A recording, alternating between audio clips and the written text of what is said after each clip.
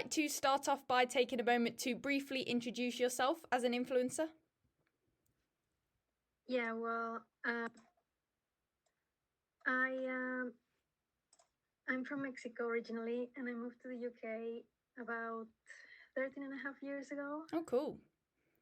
And I mainly like to create content about skincare and also fashion as well. Awesome. And you like stationery as well, don't you? I was having a look at your profiles. Yeah. Yeah. So what is your niche as an influencer then? I would say fashion and skincare mostly. Cool. So did you start off by just having a passion for, skincare and fashion and then decided to turn it into sort of a social media platform? Yes. I started blogging about 2009. Oh, wow. Okay. So it was A long just time then. to like, yeah, to like document my outfits and that. Mm-hmm. And also because I struggled a lot with my skin, a Okay. lot of breakouts and acne and that. Mm. So I started to experiment with skincare a Oh, lot. cool. So that's how I started to get into skincare. Yeah. Have you found that, you've built a community of other people that maybe struggle with their skincare as well? Or their skin, sorry, and benefit from sort of your tips and stuff? Yes, there are a few people that do like reading my content, and yeah, some nice people in the community. Cool. I bet that's really nice for you to have sort of almost friends, isn't it, through social media? Yeah, Yeah. yeah, where So, you can share. yeah, that's it. Share between you. So, what Yeah, platforms are you active on, and which is your favourite and why? Because there's a lot these days, isn't there? yeah. Well, initially it was my blog, and then when I heard about Instagram, I don't know why, I just had to go and open an account on it because I am very visual. Mm. So I like how you can share your pictures on there, and it keeps evolving. So now you can Okay. share also videos and stories and all sorts of. I am also recently on TikTok, Oh, okay. so I don't have a lot of content still on there, Mm-hmm. but I do enjoy making videos as well. So, would you say Instagram is your favourite then? Yeah, Yeah. I think most people say that because there's a bit of everything on Instagram, isn't there? Like you can do everything yeah. instead of TikTok, you kind of just have to do videos, and obviously the blog, Mm. you can just write. Do you still do the blog to this day then, or have you sort of moved I more do. I towards am still socials? writing. Oh, you are still I'm writing. still, Awesome. yeah. Do you I do you? still publish Oh, a cool. couple times a week. Do you still have lots of followers on that as well as socials then? I did have a few followers on my blog, Mm-hmm. but I don't. It's like it's not as active Yeah. on there. Mm. It's more on Instagram now. Yeah, it's very popular, isn't it? And TikTok Yeah, again is one of those things that's sort of newer, isn't it? So a lot of yeah, people have sort of downloaded it off the back of Instagram thinking, "Oh, I should probably try this new platform out as well," but you get the hang of it, don't you? yeah. So, how long have you been an influencer for then? So you said 2009 you started blogging. That's when I started my blog. Yeah, Yeah. and I think I opened my Instagram in 2012. Okay. So still quite a long time then. What's Yeah, that, 11 years? yeah, 11 or 12 years, I think. Wow, you must be So quite experienced now then. yeah. How would you um, say you've sort of kept the passion and motivation to keep posting? Because with a lot of people, I think they open accounts and, the novelty wears off a bit, and they get a bit bored of it because they've been doing it so long. So what kind of keeps you motivated?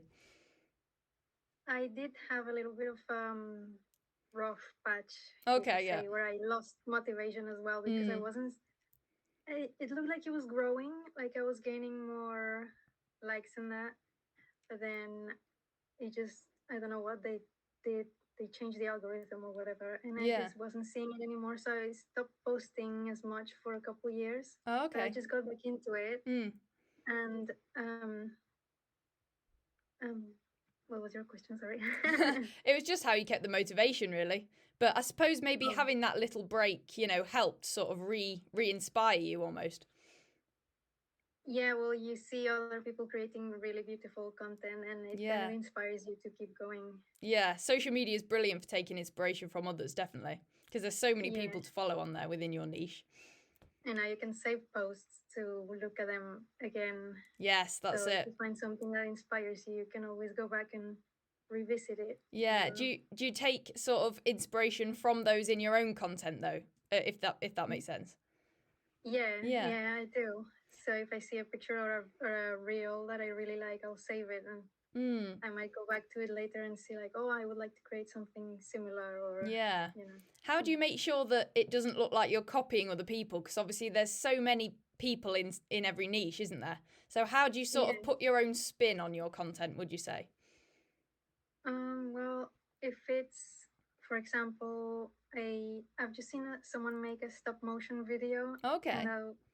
I love stop motion, so I Mhm. saved it for inspiration, and it was like a little top bird's eye view of what's in their bag. Oh, So okay. I think that was really really nice. It's a I good would idea.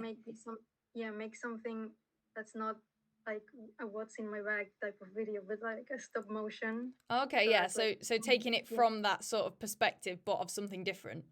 yeah. Yeah. You got to be very creative, haven't you? Yeah, I do like making. Well, I do enjoy taking pictures and videos. The only thing that editing videos is a lot very time consuming. Yes, it does. I don't That's think the people only. realize how time consuming it is, and making sort of reels and stuff and putting the music to it takes a while, doesn't it? Yeah, It's like a you full-time have to job. trim every clip and make it. Yeah. It Make it just fit. takes So, a long time. how did you become an influencer within your niche then? So, how did you get to the point where you sort of started considering yourself as an influencer? Um, well, I was just, as I said, I started with my blog, and Mhm. sometimes a few brands would contact me and they send me stuff to try. Mhm. So I would share that content as well. So maybe that's when I could say that I started as an influencer. Yeah. But there's not like a set time that I was like, oh, I'm an influencer now. Yeah, that's true. I suppose I was talking to someone else about this the other day. If you are influencing people, no matter, how big or small your account is, I'd say you can consider yourself an influencer, if that makes sense. So really from the start of your blog, I suppose you were influencing people's minds, giving them new ideas and stuff like that. Yeah, hopefully, Yeah. and inspiring them as well. For sure. So, what is the secret to your success as an influencer then? If you had to choose one thing. Um, I would say just try to be consistent Mm. and also be true to yourself. Yes, that's very good advice. Do you post every day then, or do you try to post a certain amount of times per week? I used to post every single day a couple years ago. Oh wow, okay. Now I'm finding it a bit hard because I got another job as well. Oh, But okay. I try to post as much as I can. Yeah, it's very hard as a sort of side hustle, isn't it? Yeah. Have you noticed that the more you post, the more engagement and followers you get and stuff like that? Depends. I mean, sometimes some content doesn't do as well as you would like, but Mm. the more consistent I have been, I am seeing a bit of more growth Yeah. recently. And I think a lot of influencers struggle to, like you said, stay true to yourself. You can easily be influenced by other influencers and think you have to do the same things that they do, if that makes sense. But Yeah. like you said, the best thing you can do is just create what you like to create and what you think that you're good at. When I see something being done a lot, Mm. I just think I just I would do it a different way. Yeah, If it yeah. would Because you be, got to yeah. stand out, haven't you, from the crowd? Yeah. For definite. So what are your current goals as an influencer then? Where would you like to go from here? Um, I would something I would really like is if I could make a living out of it. That Okay. would Hmm. be really nice. Yeah. But it's hard. Yes, it You is. know, it's really hard. Especially with so many people doing that as well. Although Yeah. I think the fact that you got into it, because you already had a love for the things that you talk about helps. Because I think sometimes if you try and make it your full time job and rely too much on it, then it can feel like a chore almost. and it can take that love away from it.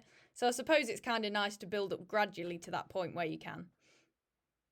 So you start doing it for fun, and then you end up getting paid for it. Sometimes it's really nice. Yeah. What is your other job then? I'm currently doing remote customer service, like nice. skincare advisor. Oh, For a okay. couple of brands. That's really cool because it links in with your influencing as well, in a sense. Yes. Yeah. And I bet you get more knowledge as well through skincare doing that. Yeah, about the brands and ingredients. Yeah, that's great. So where do you see yourself as an influencer in 5 years' time then, ideally? Hopefully still creating some good content, even better content, and working with brands that I love and with a community that likes what I do. Do you have a certain number of followers that you would like to reach, or is that not really at the forefront of your goals? Well, brands do think that is an important thing to look for when working with someone. And I've only just reached 1K like this month. Okay. So, but yeah, I would like to keep growing. That would be really nice. Yeah. I suppose you can't put a set number on it always, can you? You've just got to see what happens. And again, try not to put too much pressure on yourself because you still want to enjoy it, don't you? Yeah. And I think influencers' content always looks better when you can tell that they put their heart into it, they enjoy creating it. So that's really important. Definitely, yeah. So what is your dream brand to work with then? I would like to work with maybe a fashion brand like Uniqlo. Okay. I really like the quality of their products. They are also quite affordable, and I just like their aesthetic. It's quite like simple, like classic.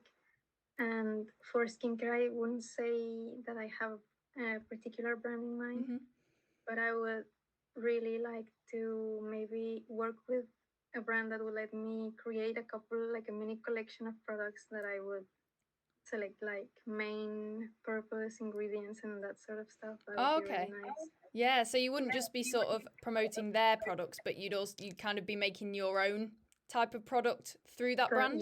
Yeah, like a proper collab. Yeah. Yeah, that'd be great. I'd definitely say that's achievable. What brands have you worked with in the past then, or currently working with? I'm currently I've just had a collaboration with Dove. Oh, cool. That's a big one. Yeah, they sent me a few products to make a video with. And I've also just collaborated with a fashion brand called Cubic. Oh, so cool. They also sent me a couple of items to style, and I posted about them on my blog and on my Instagram. Do you have a favorite brand that you've worked with, or do you not like to choose? I really like the Body Shop as well. Yes, I do. Have really nice fragrances. That's a good one. Really fun. Yeah. What is your best piece of advice for those wanting to become or grow as an influencer within your niche? So for other skincare influencers wanting to grow, if you could tell them one thing, what would it be? Like I said before, try to be consistent. Like try to have a schedule. If you struggle with being consistent, say I'm gonna post 3 times a week or whatever. Just start with whatever you have. Like you don't need the latest camera equipment and the artificial light or anything. Just you can shoot with natural light, and that still produces really good pictures. Yeah. And just have fun. Yeah. Enjoy creating their content. I think a lot of people as well think they can't become influencers, like you said, because they can't afford these big cameras or lighting and stuff like that. But in reality, that's not what people follow you for. It's the actual content that you produce. So I think as well, people will put it off until they've got these things, whereas you can just start and start building followers, organically with what you've got already. Yeah, if people like what you create, they're just going to find you and they're going to follow you. Yeah, for sure. Doesn't matter if you're using whatever camera you. Yeah. So for consistency then, do you think, I know Instagram and Facebook has the option to schedule posts in advance. Do you utilize that, or do you just kind of post them as and when? I'm currently posting on my blog 3 times a week, so I try to schedule it for those three times a week. Yeah. But I usually end up publishing the same day. Yeah, So, the same day you write it. Yeah. Yeah. I feel like the scheduling is sort of more helpful for sort of big businesses at this point. And as well, if you're doing 3 days a week, then you know that's manageable for you. And it's almost, not putting your expectations of yourself too high. Again, because that will take the fun out of it. And then if you don't manage to achieve it one week, you'll feel maybe guilty or whatever. So I think, knowing your own limits and how often you can manageably create posts is important. Yeah, especially if you have other jobs. Yes, definitely. And I feel like most influencers do. Yeah. So I've got a few bonus questions then, just to finish us off. Okay. So the first is, what kind of content do you enjoy creating the most and why? So as far as this goes, it's like either photo posts, video posts, stuff like that, or your blog. Which is your favourite to create? I really like photography. I've always had a love for it, so I would say pictures. Okay. I like to create nice, harmonious pictures, well lit, nice composition, that sort of stuff. And recently I've gotten into creating videos, but the only thing I don't like is how time consuming it is. Yes, definitely. It's definitely easier to do photo posts, isn't it? Yeah. Do you find that you get just as much engagement with photo posts as you do video posts? Because I feel like Reels on Instagram have become they're better for the algorithm these days and stuff like that. So do you still get good levels of engagement when you just post photos? Personally, I'm actually getting more engagement when I post a picture than when I do a video for some reason. Oh, interesting. Okay. Yeah. When I post on TikTok, I do get a lot more views on there. Okay. Because I don't know why. That's interesting about Instagram though. Do you have a sort of one of those big DSLR cameras then that you use to take photos? Yes, for my pictures, but it's not. Well, it's actually kind of old now. It's about 10 years old, I would say. Oh, really? Still gets good pictures though. Yeah, it still does the job. So cool. And you already are passionate about doing that. So again, it's just sharing something that you're already doing, which is great. So another one is, can you share some insights into your audience demographics and interests? So kind of, what are your audience like? Like, what are the characteristics of your target audience?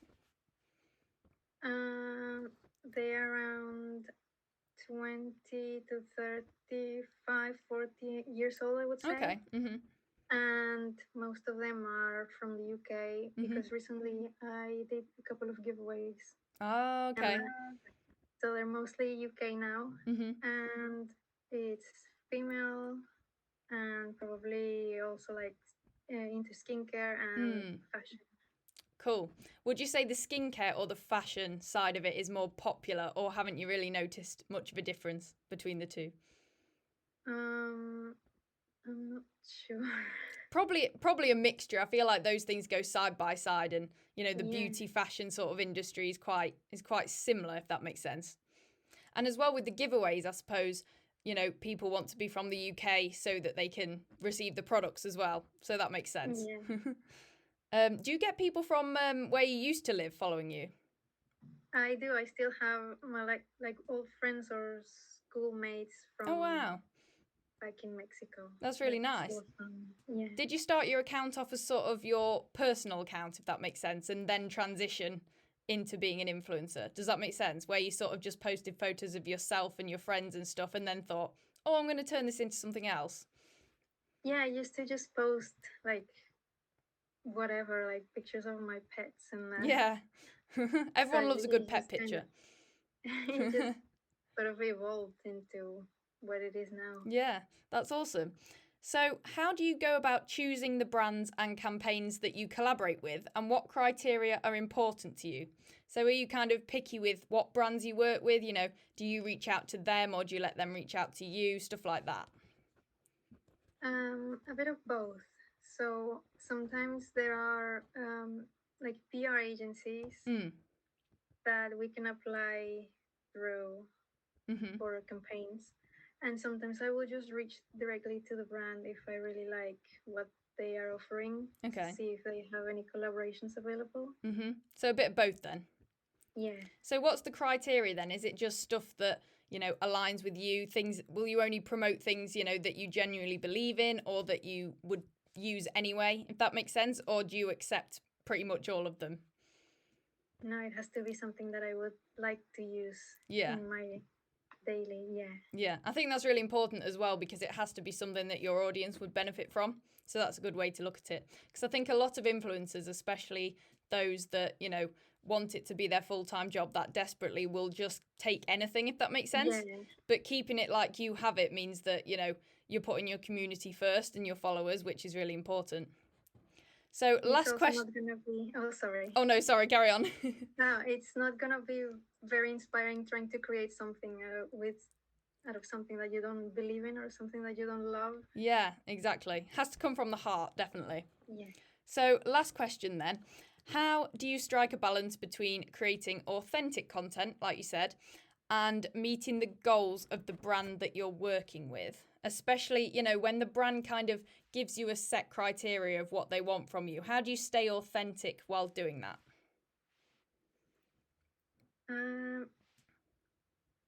More and more brands are giving you a brief of what they want. Yes, that's it, brief. So they are trying to control a bit more what you put out. Yeah, that's it. So it's getting a bit hard to do just whatever you like or what you would like to do with the product to create some content. But if sometimes you find that having constraints can actually make you more creative because you have to come up with something. Oh, that's a good way to look at it, yeah. Yeah. Yeah, I bet that also gives you more experience doing different things as well, if that makes sense. So instead of just always sticking to the same type of content, you know, this kind of almost forces you to branch out a bit and learn new skills, which will probably benefit you as an influencer in the long run anyway. Yeah, it's a little bit like problem solving. Yeah. Or like strategizing. Yeah, exactly. And it's fun, isn't it, doing something different? Yeah. So that was the last question.